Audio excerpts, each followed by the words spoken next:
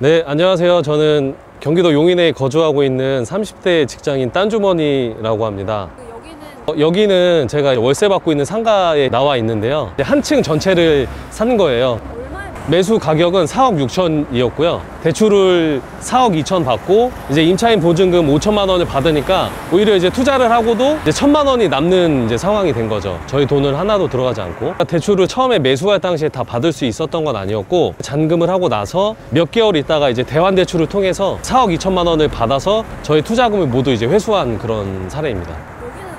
저렴하게 나와서 사게 된 건데, 제가 매수한 게 전용 평수로 한 130평 정도가 되는데 그 절반인 한 60평 정도가 6억 정도의 매매가 지금 나와 있어요. 근데 저는 그거의 2배가 되는 130평짜리 상가를 4억 6천만 원에 이제 절반도 안 되는 가격에 사게 된 거거든요. 두 번째로는 이제 아무래도 유동인구도 많고, 여기 용인에서 가장 큰 시장도 위치해 있고, 전철역도 있고, 좌측에 보시면 터미널도 있어서 안정적으로 운영할 수 있는 그런 상가라서 매수하게 됐습니다. 여기 상권을 분석해보면 사실 여기가 B에서 사실 C급 때는 그렇게 좋은 상권은 아니에요. 이제 아무래도 A급 상권 같은 경우에는 싸게 사기가 힘들단 말이에요. 이런 B, C급의 상가를 아주 저렴한 가격에 사서 저렴한 가격에 파는 그런 전략인 거죠.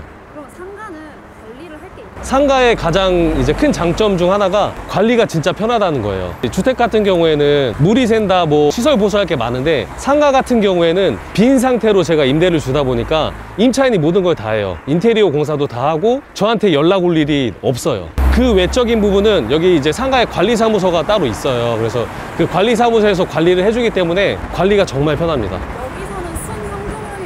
여기서는 지금 월세를 350만 원 받고 있는데요. 이제 대출이자 200만 원을 빼고 나면 이제 150만 원에 저한테 이제 월 순수익이 남게 되는 거죠. 안정적인 시장인데 왜 부동산 투자를? 제가 직장 생활을 뭐 1년, 2년, 3년 하다 보니까 안정적인 것도 좋은데 돈을 많이 좀 벌고 싶은 거예요. 60살에 퇴직을 한다고 쳤을 때 인생의 거의 젊음의 대부분을 그 직장에 바쳐야 되는데 그 시간이 너무 아까운 거예요. 그래서 어떻게 하면 내가 시간 부자로 살아갈 수 있을까라고 고민을 해봤는데, 이런 이제 월세를 받게 되면 아무래도 저의 시간을 제가 통제할 수 있고 저의 마음대로 쓸 수 있기 때문에 그래서 투자를 시작하게 됐습니다.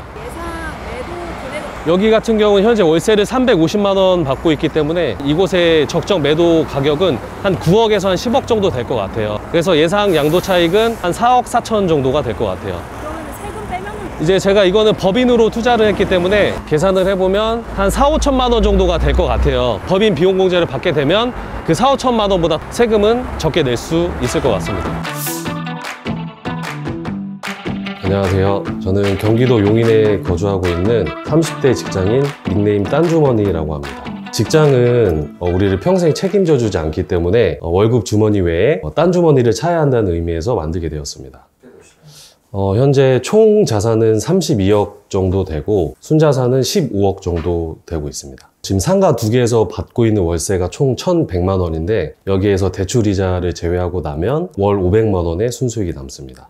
이제 포트폴리오는 아파트 1개랑 상가 2개 이렇게 총 3개 가지고 있고요. 아파트 1개는 현재 지금 실거주 중인 아파트이고 현재 시세는 한 4억 6, 7천 정도, 그다음에 상가 2개는 1개는 용인에 위치한 상가이고 현재 매매 가격은 한 9억 정도, 거기에서 월 현금 흐름이 350만 원 정도 나오고 있고요. 그 다음에 군포에 있는 상가 같은 경우에 매매 가격은 약 20억 정도 되고 거기에서 현금 흐름은 약 750만 원 정도 나오고 있습니다. 투자를 시작하게 된 계기에 대해서 직장 생활 계속 하다 보니까 부자가 되고 싶은데 월급이 너무 적은 거예요. 그래서 부자가 되기는커녕 내 집 하나도 마련하기 어렵겠다 라는 그런 생각이 들어서 제 주변 동료들을 보면 보통 주식 투자를 많이 하는데 주식 투자로 이제 큰 돈을 벌었다고 하는 사람은 제가 잘 본 적이 없어서 관심이 가지 않았고, 집을 샀는데 몇 억이 올랐다, 뭐 땅을 샀는데 대박이 나서 부자가 돼서 퇴사를 했다, 뭐 그런 얘기는 종종 들려서 그럼 부동산 투자를 시작해야겠구나. 그게 한 2018년도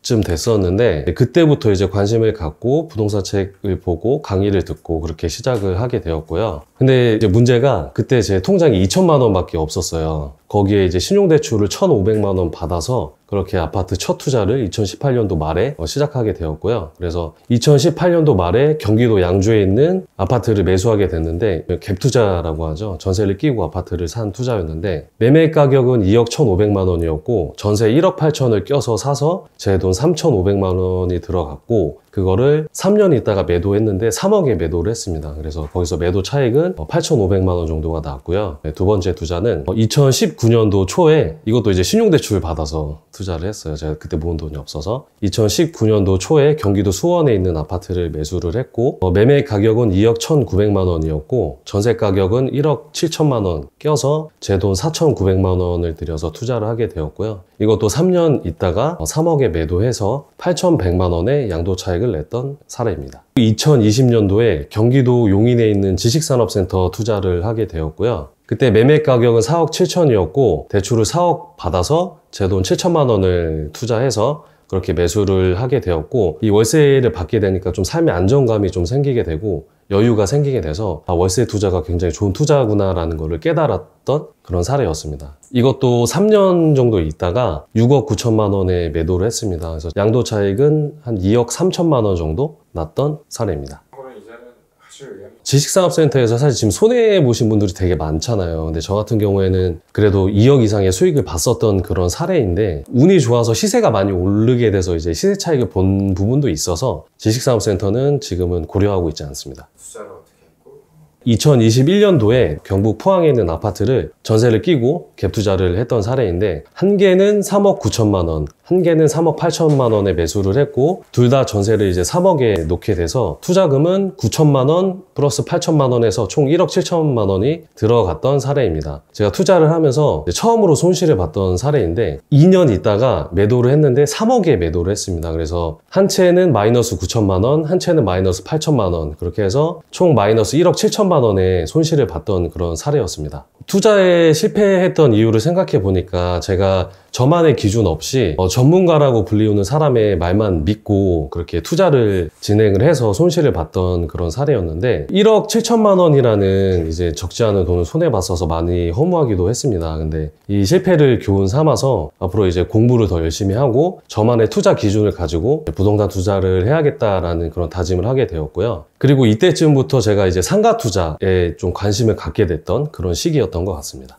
그리고 여섯 번째 투자는 2021년도에 경기도 용인시에 있는 제가 지금 현재 있는 이 아파트 청약 당첨이 되었던 건데요. 분양가는 3억 2천만 원 정도 됐었고 입주할 때 대출을 2억 2천만 원 정도 받아서 제 돈은 한 1억 정도 그렇게 들어가 있고 현재 실거주 중에 있고요. 현재 시세는 4억 6천만 원 정도 하는 것 같습니다. 일곱 번째 투자는 경기도 용인에 있는 상가를 낙찰을 받았던 건데요. 아파트 단지 내 상가 3개 호실을 7억에 낙찰을 받아서 1년 이내에 9억 4,500만 원의 3개 호실 모두 매각을 했던 사례입니다. 그래서 양도 차익은 여기서 2억 4,500만 원 정도 나왔었습니다. 그리고 2023년도에 용인에 있는 상가가 급매로 나온 것을 보고 일반 매매로 매수한 사례입니다. 매수 가격은 4억 6천만 원이었고 대출을 4억 2천만 원 받고 임차인의 보증금 5천만 원을 인수하는 조건이었다 보니까 저의 투자금이 하나도 들지 않았던 그런 사례였고요. 이 상가는 지금 시세 조사를 해보면 9억 정도의 매도를 할 수 있습니다. 그래서 4억 4천만 원 정도의 양도 차익이 예상되는 물건입니다.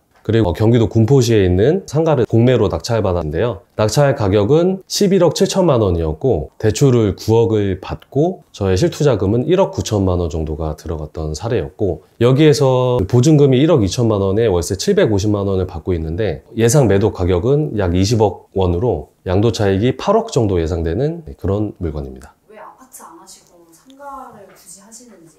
아파트 투자를 해보니까 제가 좀 컨트롤할 수 있는 부분이 많이 없더라고요. 어쨌든 내가 아파트를 사놓고 그 아파트가 가격이 올라가길 기다려야 되는데 그 가격을 올리기 위해서 제가 할 수 있는 거는 그냥 기다리는 것뿐이었어서 좀 더 주도적으로 할 수 있는 투자를 하고 싶다라는 그런 생각이 들었고 이제 상가 같은 경우에는 아파트처럼 시세가 막 올라가는 건 아니지만 싸게만 살 수 있다면 사는 순간 안전마진을 확보할 수 있습니다. 그래서 제가 월세를 받아보는 경험을 하다 보니까 이 월세가 주는 안정감이 너무 좋기도 하고 삶의 질이 좀 올라가는 걸 많이 느꼈어서 그래서 이제 상가 투자를 시작하게 됐습니다. 세경 부동산이라고 하신 이유? 보통 상가 같은 경우에는 월세를 받을 목적으로 많이 매수한다고 생각을 하시는데 이게 싸게만 살 수 있다면 적정 가격에 매도할 경우 시세 차익을 볼 수 있는 거죠. 내가 2억짜리 상가를 샀는데 거기서 월세가 100만 원이 나온다고 예로 들어보면 만약에 월세를 50만 원 올릴 수 있다 라고 하면 그 상가의 가격은 2억이 아니라 3억 2천만 원 정도의 가치가 되는 물건입니다. 그런 물건들을 사서 적정 가치, 적정 시세대로 이제 임대를 놓고 매도를 하게 되면 시세 차익이 되는 물건인 거죠. 이제 상가 같은 경우에는 월세를 얼마 받느냐에 따라서 매매 가격이 결정이 되는데 공실이 오래되거나 아니면 임대인이 급한 좀 사정이 있어서 이렇게 싸게 나오는 그런 물건들이 있거든요. 그런 물건을 사서 적정 시세대로 임대를 맞추게 되면 이제 상가는 월세를 얼마 받느냐에 따라서 매매 가격이 결정되기 때문에 그렇게 이제 시세 차익 관점에서 접근을 하는 겁니다.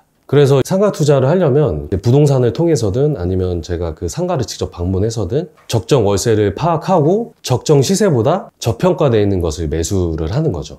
저평가는 안 보고 저평가된 거를 판단하는 기준은 임대료인데요. 첫 번째는 임대인이 그곳의 월세 시세를 잘 몰라서 월세를 좀 싸게 준 경우가 될 수도 있고 임차인이 영업을 오래 해서 미안해서 가격을 못 올리는 그런 경우가 있고요. 두 번째는 공실이 오래 지속되는 경우예요. 보통 상가를 매수할 때 대출을 받고 매수를 하게 되는데 이게 공실이 지속되면 월 대출 이자도 나가고 관리비도 나가기 때문에 그 부담이 상당합니다. 급하게 이제 급매로 싸게 팔 수밖에 없는 그런 상황이 될 수도 있고 세 번째는 상가 철거를 제대로 안 해서 임차인이 돈을 주고 철거를 해야 되는 거예요. 그래서 그런 외형을 좀 잘 꾸며놓지 않아서 이렇게 저평가되는 경우도 있습니다. 그런데 이게 저평가돼 있다고 해서 무작정 싸다고 해서 매수하면 안 되고 공실이 해결될 가능성이 있는 물건만 매수해야 되는데 저 같은 경우에 이제 현장 가서 일단 보고 그냥 딱 봤을 때 한 30% 이상의 공실이다 그러면 저는 그냥 임장을 멈추고 그냥 그거는 매수 기준 안에 들어오지 않는 물건이 되는 거죠. 병원 들어올 거 군포 상가 낙찰은 제가 병원이 들어올 거라고 확신을 해서 입찰을 했던 물건이었습니다. 낙찰 가격이 11억 7천만 원이었고 월세를 한 700만 원에서 800만 원 정도 받을 수 있겠다라는 그런 판단이 들었고 임장을 나가 보니까 여기가 세대수 대비 병원이 많이 좀 부족해 보였고 최근에 몇 년 전에 비슷한 컨디션의 물건이 공매로 나왔었는데 그곳이 병원으로 채워져 있는 것을 보고 힌트를 얻어서 여기도 병원이 들어올 수 있겠다 라는 그런 확신을 갖게 돼서 입찰 결정을 하게 되었고 보증금 1억 2천만 원에 월 750만 원의 월세를 받게 되었고 여기는 이제 치과가 지금 들어와서 영업을 하고 있습니다. 그래서 750만 원의 월세를 받게 되는 경우에는 매도 가능한 가격은 한 20억 정도로 예상을 하고 있어서 약 8억 정도의 양도 차익이 예상되는 물건입니다. 주변 임장을 해보니까 공실이 거의 없었고 대부분 단지 내 상가다 보니까 작은 평수들 10평 내외의 상가들이 대부분이었는데 이 상가 같은 경우에는 약 100평이 조금 안 되는 그런 상가였습니다. 그래서 충분히 경쟁력이 있고 희소성이 있다라고 그렇게 판단을 했습니다. 그 대출이 나오는 그 차주의 신용에 문제만 없으면 그 부동산의 이제 담보 가치를 보고 대출을 해주는 거라서 이상 없이 잘 나옵니다. 그거보다는 리스크가 있으니까. 제가 좀 기피하는 상권 같은 경우에는 땡땡 단길, 무슨 단길 해서 그렇게 유행을 많이 타는 그런 상가들이 많은데 그런 상가들 같은 경우에는 유행이 지나서 그 상권이 몰락할 수도 있기 때문에 저는 그런 상권은 잘 투자를 안 하고 배우 세대가 많고 그 상권이 유행을 타지 않고 지속적이고 안정적으로 이렇게 운영할 수 있는 그런 상가 위주로 투자를 하고 있어서 그런 부분에서 이제 리스크를 많이 줄이고 있습니다. 저는 신축 상가, 이제 딱 보기에 되게 삐까뻔쩍한 상가들 있잖아요. 그런 상가는 투자를 잘 안 해요. 그런 상가는 가격이 비싸기 때문에 제가 수익을 낼 수 있는 확률이 좀 적습니다. 그래서 전 그런 상가들보다는 최소 한 7년 이상 된 그런 상가들 위주로 보고 있습니다.